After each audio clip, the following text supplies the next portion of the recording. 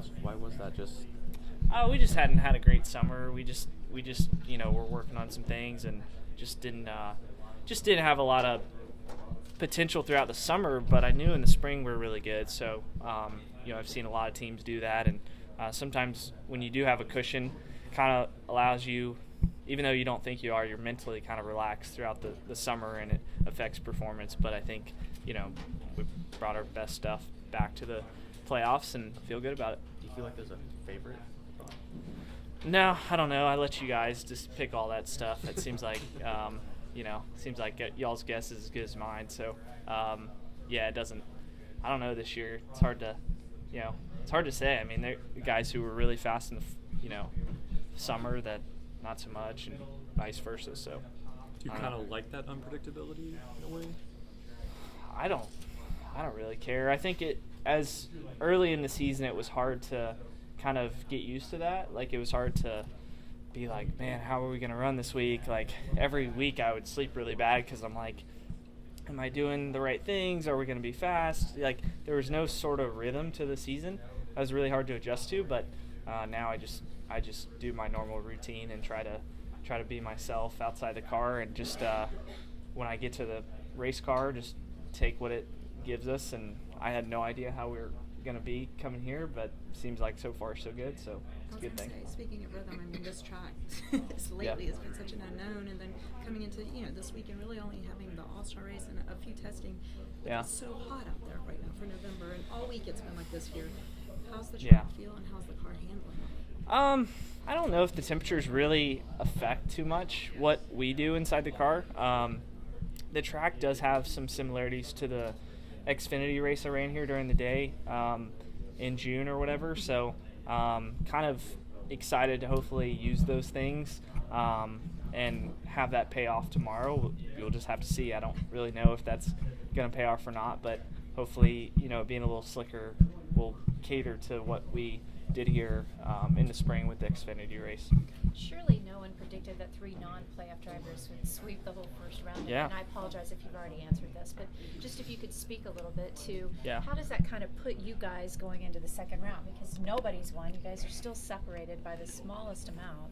Yeah, I mean, it's weird. Like, we're, I know all the playoffs teams raise their game a little bit. The only thing I could say is probably just the guys outside the playoffs can be a little more aggressive with little things on the car. So, not that we're building our car for durability, but we're building our car to last the entire race because we've got to score maximum points. So it's a little different with this car. Like, there's, as everyone's talked about, like, setup is your only knob for speed. So if your setup's just a little bit more aggressive, maybe that maybe lends some speed, but also a lot of risk that you could not finish. So with the old car, it wasn't that way. Like, you would build your setup for what you felt comfortable with, and then all the speed was from aero and just parts pieces that you would put on the car that you didn't used to have. And do you feel like we could still see some new winners, some first-time winners on the season? Oh yeah, I mean, the 6 car is running great, obviously. So I think he's got a potential to win a race if, like I said, if the car, if they make it the entire race and have no issues. So I think that's the biggest thing you see now is kind of just a migration in who's fast based on how aggressive they want to be. Well, we've seen a lot of challenging for the number 24 team, but you guys have made it to the round of 12. All the Hendrick Motorsports cars have been pretty good so far. Yeah. How confident are you guys to get to the round of 8? I mean, as confident as we can be. I don't know what to tell you. I mean, it's honestly, it's week to week, with this deal. So, I focus on Texas, try not to get too affected by how tomorrow goes for the rest of the races, and just continue to be ourselves, I think, is the biggest key. I mean, we had a great first round. I think 8th, 6th, and 3rd were good results for us, and seems like we're kind of carrying that momentum into this week as well. So we just got to keep being ourselves and being, doing the things that we did in the springtime, and now the things we're potentially doing in the fall. I've asked a lot of drivers about the benefits of social media, at least in terms of the marketability standpoint and just getting your name out there. As a young driver, how important is it to be prominent on social media, or at least use it effectively? Oh yeah, it's huge. I mean, it's a big part of NASCAR, and and the drivers and things like that, more so than any other sport, I would say. I mean, you watch Saquon Barkley. I don't know how his social media is, but it doesn't really matter for how he plays on the field. So yeah, it's important for us. William, and forgive me, I probably should know this offhand, but what's your feeling about shifting, and especially at short tracks? I mean, obviously you won at Martinsville, but is that something that you're fine with, or is there something to be looked at? Or yeah, I don't love it. I just don't know how else you're going to get around it with a fifth gear. I mean, we can make fifth gear way taller than fourth, but at Martinsville we're running fourth and third, so it doesn't matter. So it's just the fact that we have an extra gear.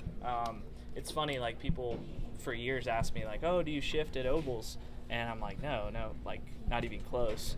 And then you add another gear in, and all of a sudden we're shifting at every oval. So it's it's pretty simple math, I think, to the fact that we have another gear, and we used to not. And I don't know, I think it would put on a better race if we didn't have shifting, because I feel like every late model race I go run, I don't have to worry about shifting. I just focus on fall off and balance, and it just adds that other element in it that potentially creates less passing and things like that. So yeah, I think it could be a better race if we didn't have that, but we also need fall off in the tires. So when I go run a super late model, I mean, I don't ever, like, qualifying is way above the lap time I run throughout the race.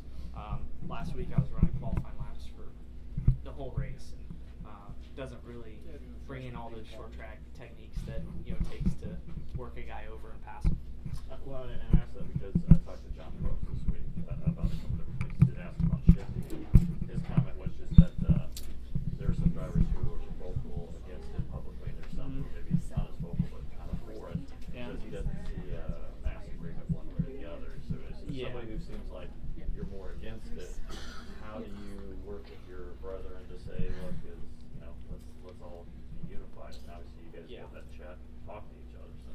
Yeah, I think it's not so much that I'm like for it. I just